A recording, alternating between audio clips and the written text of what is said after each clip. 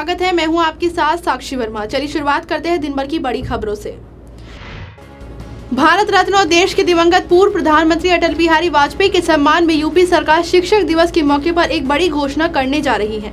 इसके तहत राज्य भर में करीब 100 माध्यमिक स्कूल और डिग्री कॉलेज खोले जाने की घोषणा होगी। इस संबंध में प्रदेश के उप मुख्यमंत्री और शिक्षा मंत्री दिनेश शर्मा ने विभाग से प्रस्ताव मांगा है। विभाग की तरफ से मिलने वाली प्रस्ताव को अंतिम मंजूरी के बाद ही इसकी आधिकारिक घोषणा की जाएगी।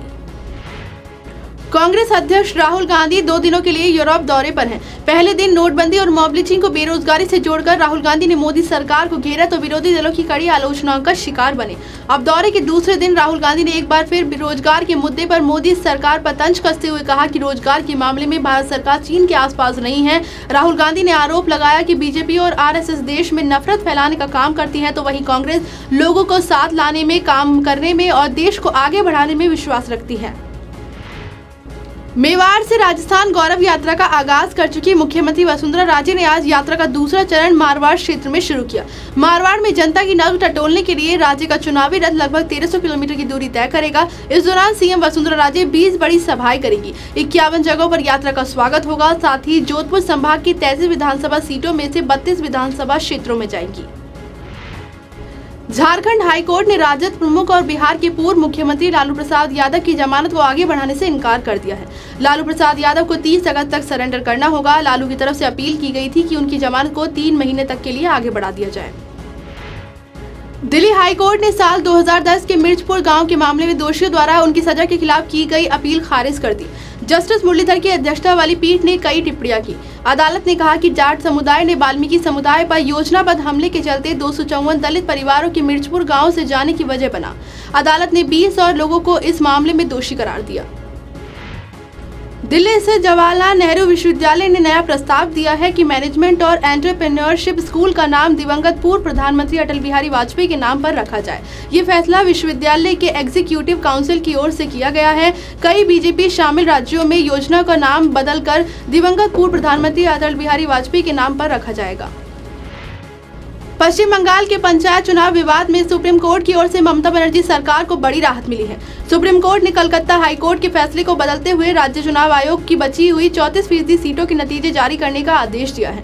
अपने फैसले में सुप्रीम कोर्ट ने कहा कि ई नॉमिनेशन का प्रावधान निर्वाचन नियमों का हिस्सा नहीं है। ऐसे में अगर किसी को चुनाव प्रक्रिया का शिकायत है तो वह अगले 30 दिनों के भीतर याचिका दायर कर सकता है।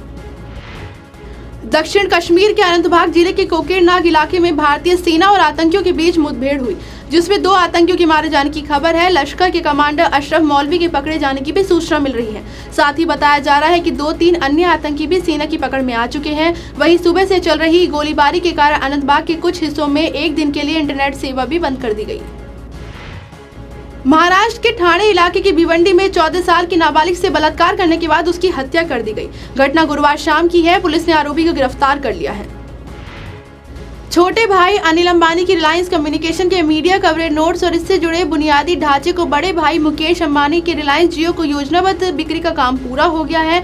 कंपनी ने यह बिक्री करीब 2000 करोड़ रुपए में की है। कंपनी ने एक बयान में बताया कि 50 लाख वर्ग फुट क्षेत्र के दायरे में सेवा देने वाले 245 नोड्स अब जियो के हो चुके हैं। चुनाव आयोग के आदेश पर भोपाल पुलिस गाड़ियों में लगे अवैध हूटर की चेकिंग कर रहा है। पहले दिन ही जेल रोड पर चेकिंग के दौरान रसूखदारों ने पुलिस से अभद्रता कर दी। गाड़ी के कागज दिखाने के नाम पर एक शख्स ने खुद को सीएम शिवराज सिंह चौहान का जीजा बताते हुए पुलिसकर्मियों को धमकी दी, बल्कि अपशब्द भी कहे। इस हंगामे की खबर मिलने के बाद भी आला अधिकारी अफसर मौके पर नहीं पहुंचे। रक्षाबंधन के मौके पर रेलवे महिलाओं के लिए स्पेशल ट्रेनें चलाने वाला है। रेलवे का कहना है कि महिलाएं अपने भाइयों के पास जल्दी और आराम से बैठकर पहुंच जाएं, इसलिए इस दिन के लिए स्पेशल ट्रेन चलाए जाने की योजना है। देखा जाता रहा है कि रक्षाबंधन के दिन रेलवे स्टेशनों में काफी भीड़ लगी रहती है। ट्रेनें भी खचाखच भरी रहती है। ऐसे में स्पेशल ट्रेन चलाने का फैसला किया गया है। राजधानी दिल्ली की मेट्रो और डीटीसी बसों में सफर करने वाले लोगों के लिए राहत की खबर है। दिल्ली मेट्रो का स्मार्ट कार्ड प्रयोग करने वाले यात्री आज से इसे डीटीसी और क्लस्टर बसों में भी उसी कार्ड से भुगतान कर सकेंगे। दिल्ली मेट्रो रेल कॉर्पोरेशन और दिल्ली सरकार की ओर से जारी किए गए आदेश के अनुसार आज से यात्री डीटीसी बसों में यात्रा करने वाले लोगों को अलग से टिकट लेने की जरूरत नहीं होगी। वो मेट्रो के स्मार्ट कार्ड से ही किराए का भुगतान कर सकेंगे। टेनिस के पुरुष डबल्स मुकाबले में भारत को गोल्ड मेडल हासिल हुआ है। रोहन बोपन्ना और दिविज शरण की जोड़ी ने फाइनल मुकाबले में कजाकिस्तान की जोड़ी को 6-3, 6-4 से शिकस्त दी।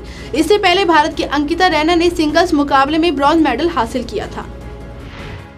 बॉलीवुड अभिनेत्री बिपाशा बसु एक बार फिर से अपनी हॉटनेस को लेकर लाइमलाइट में आ गई हैं। शादी के बाद से बिपाशा बसु सिल्वर स्क्रीन से दूर रही हैं। ऐसे में फैंस उनकी फिल्मों के साथ साथ उनके पुराने हॉट अवतार को भी काफी मिस कर रहे थे।